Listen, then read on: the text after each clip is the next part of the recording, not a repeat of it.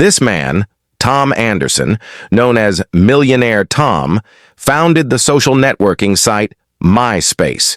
He later sold it in 2005 for $580 million because he decided to spend the rest of his life enjoying his passions of travel and photography.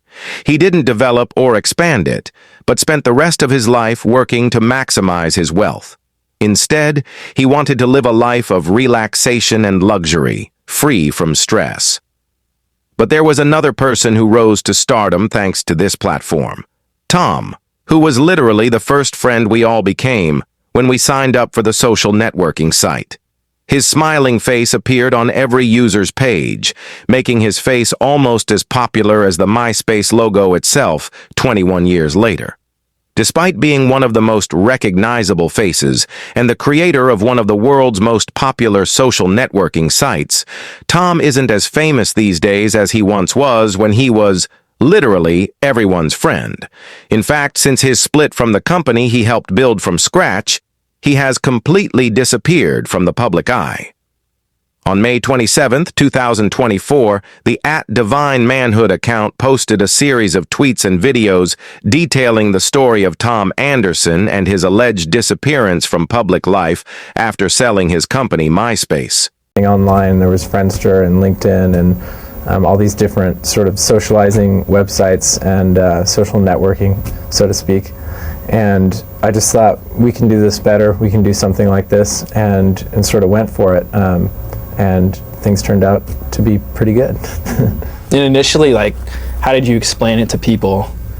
The idea, the concept of MySpace. If you're telling your friends, look, I'm listening to, or looking to get into a venture like this, and I think back then, people sort of knew, they were using other sites like it, so it didn't take that much explaining. It was kind of like they'd sort of done something like it before, and then MySpace gave you more freedom. You could design your page any way you wanted. You could have as many friends as you wanted.